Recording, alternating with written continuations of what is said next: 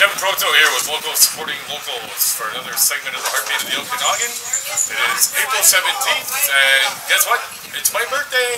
So I just turned 50 today, and usually I don't make a big deal out of my birthdays, but something else took place today. I had a delegation before City Council on this new 5G fiber optic wireless network that's being laid out here in Penticton, across BC, Canada, United States. It's going on globally, actually, and there's a lot of concerns that have been raised in regards to health and safety, and of course privacy, because they want to implement every second to 10th house is a micro cell tower. Okay, and so we all know that, and you don't need to be a scientist on this one, that cell towers emit a lot of radiation. That's why they've always been up in the mountains there. But now they want to actually install them on every second to 10th house. So that raised a lot of concern for us. And anybody who knows us knows that we publish the Local Supporting Local calendars. And they're very unique calendars, real living with real food in the natural Okanagan. And so we put the information on who we are, what we do, why we do what we do as an organization on here. We have something called the Meeting of the Minds, which you can find on Facebook. Global issues, local solutions. And this year, because we knew about the 5G coming out there, we actually included that information into this year's calendar. And the thing with the telecom companies that people need to understand is they're trying to avoid going through our local governments here. They've already got the province and the federal governments in their pocket already, and we already know corporations are running our governments anyways. But so they're trying to exclude local governments out of knowing that they're installing this, what exactly they're installing, and an unfortunate way of how they're trying to really slide this through is it's gone through the Smart City challenges. And so they make it seem all fun, furry, friendly. Let's have a smart city, you know, try and win $10 million. There's all different prize groups there. So TELUS has put in $1 billion, or something like $47 billion, and I forget, I got the numbers, but into implementing and rolling out this 5G wireless network with all these cell towers here. So they're trying to get us to accept it, and that's one of the ways they're doing it. So we in Penticton need to stand up and say, no, we don't want it. And we need to do that because we are organic, natural capital of Canada right here in our Okanagan, and we need to preserve that. We don't want to be a smart city because we're finding out today more and more. Smart is dumb, green is black. So we got to take it back locally, and we need to say no. So I did achieve what I wanted for my birthday here because I don't subscribe to consumerism. I went to City Council and asked for a public forum on this, and fortunately the city did see fit to do that. So way to go for the City of Penticton here, and the council and mayor here. So we'll be moving forward and getting a public forum together here. So we encourage everybody to get involved, write letters to the editor, write to your city council if you're concerned, what your concerns are. And if TELUS is contacting you and you don't like what's being said, just tell them no, you don't want to be part of the 5G. We got the technologies, we don't need the 5G. So look at us up at localsupportinglocals.com.ca. You'll see more on our videos. Look under our LSL videos and our news, and we're going to have stuff there. Find us on Facebook as well. Join the Meeting of the Minds. Join Stop 5G, and together we can stop this. Because otherwise, 1 in 2 BC residents from CBC article says that 1 in 2 of us will get cancer. 1 in 4 of us will die. So let's help prevent that. Thank you. Okay, thank you. Welcome, Council. I just wanted to say happy birthday to me. I just turned 50 today, and I'm sitting in front of you guys. We're here for a very important reason here today to address and raise awareness to the new fiber optic 5G wireless network currently being installed in Penticton and across Canada here. And so what I want to do is just open up with the first, okay, how do I do this now? How do I get to the? It's up. No, I didn't want the video first. So I'm standing at this. No, I want this. Sorry, this one first. Yeah, it's all laid out in a row. So if I can scroll down. Okay. So this is something that just came out in the mail actually from the city here. Bylaw services set for 2018 operational plan. And so I'll just read this. The city's bylaw services department has laid out its operational plan for 2018, which includes the announcement of community safety framework and creation of 7 priority areas. The new community safety framework emphasizes the important role of partnerships playing important role partnerships play in addressing health and safety concerns, with all levels of government playing a role. And we're here because we truly believe in health and safety as well. And hence why we're here is in regards to the 5G wireless network here, because there's an elephant in the room that no one is talking about, and that's the installation of microcell towers that will be placed on every 2nd to 10th house.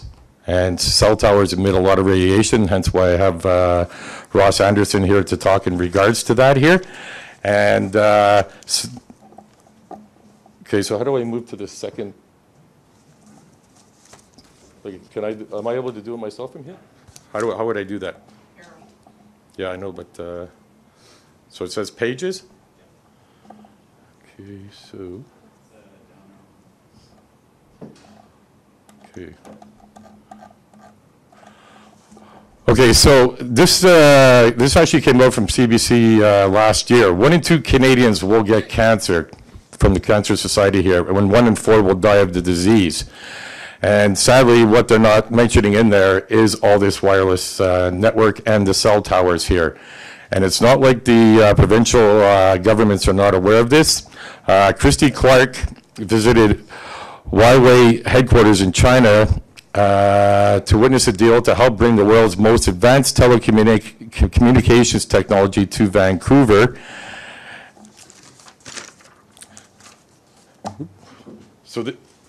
So this agreement follows TELUS recently announcing $1 billion in investment to expand the fiber optic network in Vancouver, which will ultimately provide the backbone to support high-efficient and lightning-fast wireless speeds at the development roadmaps for wireless wireline networks coverage around 5G concepts. So this was also in the Herald. Once complete, our fiber will have unprecedented impact on our city, transforming the way we live, the way we work, the way we socialize, and the way we raise our families in this digital world. Nowhere in there do they mention the 5G network, how they need in order for this technology to take place. So we're going to be unleashed all this radiation. So yeah, of course, cancer rates are going to be 1 in 2 and 1 in 4 are going to die because of this technology. And there's too much information for me to show within this 5 to 10 minutes here for a delegation, which is why what we're shooting for here is to host a public forum on this so we can bring all the information forward, because sadly the telecom industry is not being honest and forefront with the local governments here, and they're actually trying to bypass local governments. And so that's what we're going to be aiming for here, so that you guys can make an informed decision here. And okay, so this is something that is truly alarming right here, and this is from AT&T. Where is it falling? Okay, where is the hour? Okay, am I missing this? Okay, it says, our 5G evolution will pave the way to the next generation of higher speeds for customers. We're not waiting until final standards are set to lay the foundation for our evolution to 5G. We are executing it now. So basically what that tells you, they're not waiting for health and safety here. So this, we really need to be concerned about this if we're going to move forward with a healthier Penticton. And so sadly what the telecom industries are doing is hiding things. And one of the ways that we feel that they're moving this agenda along and making everything seem so fun, furry, and friendly is sadly through the smart city challenges they've got going across Canada, getting cities to get involved and ask for this. And when you read through the Smart City Challenge, And it's on the last page here. I'm going to skip through a few here.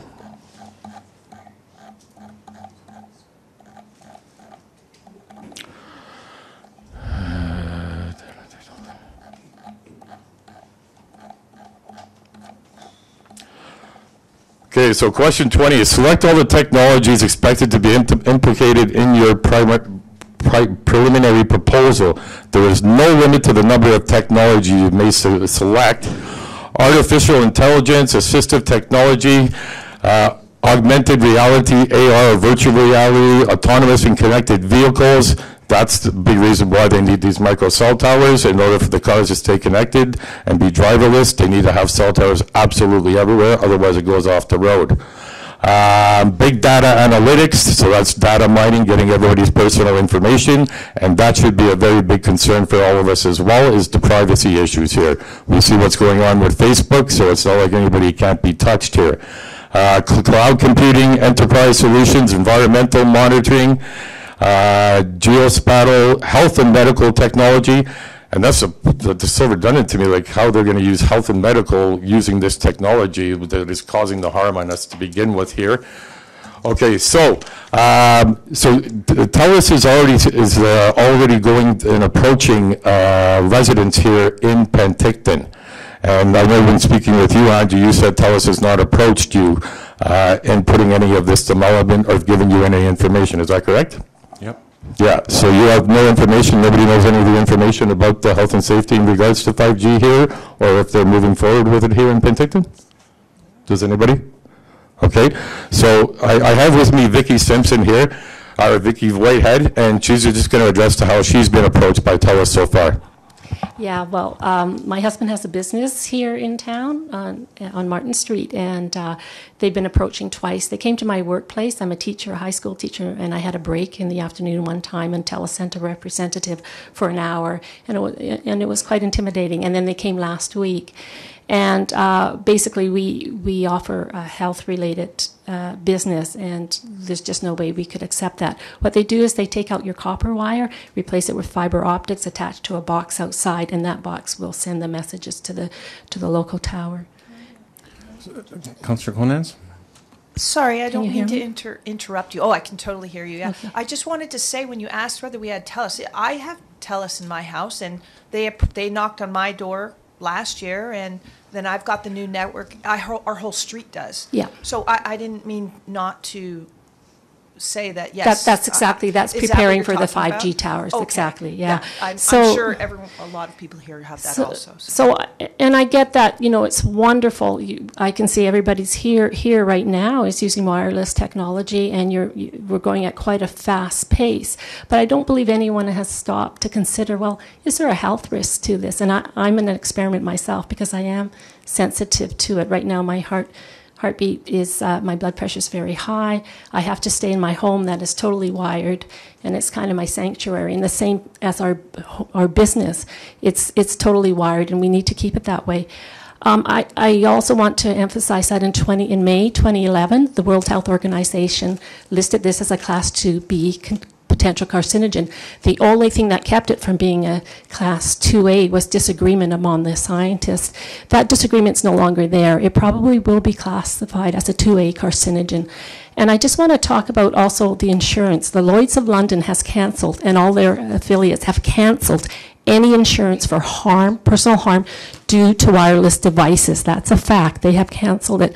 So I ask you, if at some point, as with asbestos and tobacco, you face a liability action to this, you can't say that you unknowingly allowed these 5G terminals supposed to go in, that we are aware, the evidence is out there. Recent scientists have actually very clearly proved that cell phone use leads to certain glaucoma cancers.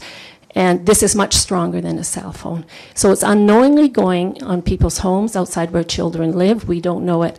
I know when TELUS sent their representative to talk to me in October, he mentioned to me that the mayor in Calgary had put a 6-month moratorium on any installation of 5G until he could look into it and have policies that these were set far away from homes, that these 5G, they're like cell towers. And we've all experienced the cell tower controversies around here, the one that went up, that was going to go up in Naramata. We know people get quite alarmed. Well, this is going up, and this is just as worse. It's going to be a lot more radiation. So I think we need to take a step back and allow us all to learn a little bit more about this. There's so much that we can't cover in this small forum right here. Thank you. So, Mr. Proteau, I just want to remind you that we're running out of time, so if you can get to your ask, or if Mr. Anderson had a couple key points that needed to be addressed. Yes. Okay. So what we're asking for here is a public forum, on health and safety be held, and I can work with the city in organizing that and putting it together, kind of like what we did with the Smart Meter Forum. Put out the invitation to TELUS. They can come and show us the pros of what's behind their technology, if they so desire. But we could still do this without them. And what I'd like to also do is invite all current city council, and seeing as how this is an election year too, anybody else that's going to be running to come out with myself, with Ross Anderson. He, in that pamphlet that I put in front of all you guys, he is Safe Zone Consulting. So he has all the measurement tools to measure the toxicity of stuff that we can't see, this toxic sludge here. So what I'm going to do is I want to bring all the current staff or city council and mayor out, and we can see this firsthand, what's going on. So this is not a YouTube video or just guessing. You can come out. So I'll let Ross just address that for a second, what he does and why it's important for you to come out. And then. Okay, thank you. Yeah, I'm here because I'm on the front lines of seeing the damage that wireless technology is doing to people's lives. I go into people's homes. I use state-of-the-art equipment to evaluate their exposure levels, and I show them how to reduce their exposure levels to an absolute minimum.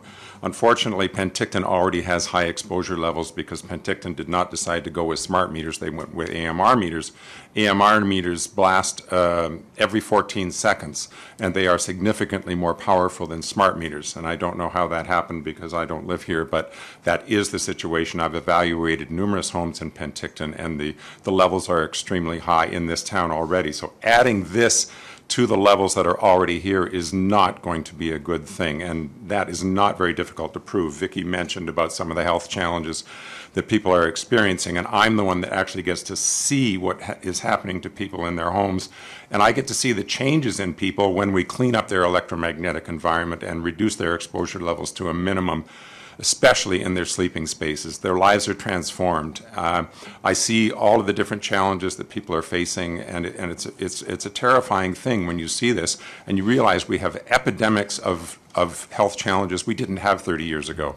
And if you compare the increase in wireless technology with the increase in these epidemics, they match exactly. And it's difficult to do the epidemiology on this because it's an invisible toxin, and it's hard to connect those dots. But the scientific community is doing a really good job, even though the scientists are being suppressed in their information, and this information has to get out. So I implore you to have a public forum on this so that the public has a say in their ability to protect themselves from the things that are currently causing amazing amounts of damage to their DNA.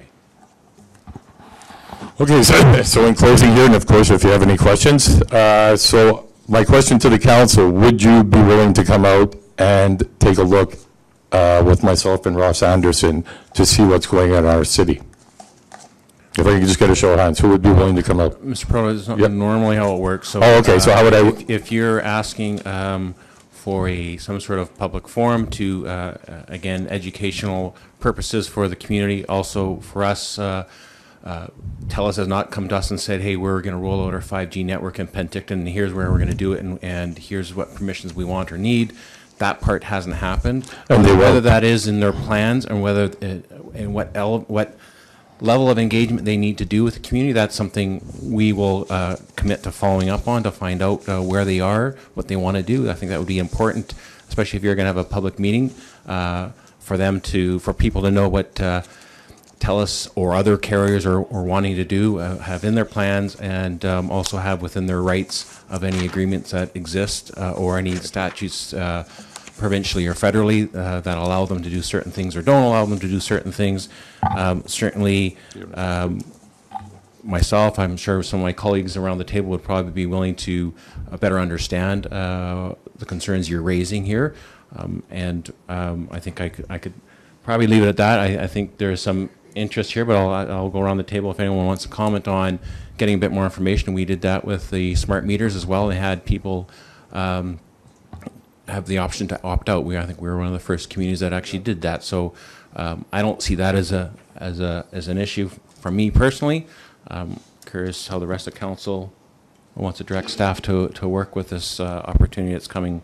Mayor Jacoby, can I just make one little tiny comment? At the UBCM in September, on September 28th, the resolution was passed that local governments voted to support giving them a say where they are placed. So where these microcells are placed, that's really what we're asking. Please know that placing these close to schools, hospitals, or homes close to where children live is a health risk. Yeah, I think the resolution talks about 100 meters from residence, schools, and hospitals. So, And that was passed. yeah. Yeah, so are you able to vote right now to say that we can move forward with a public forum? Is that Well, we would direct the staff to sort of work with yourself and also with the carriers to find out a bit more information and put something together. So unless others, and I'm seeing nods around the table, yeah, we're good to do that. So so you're effective in getting that start, and we'll assign someone from staff to work with you on how the next phase of some sort of public engagement or forum would take shape and look at, and we'll go from there. perfect? So Thank you so much. Forward. Thank you.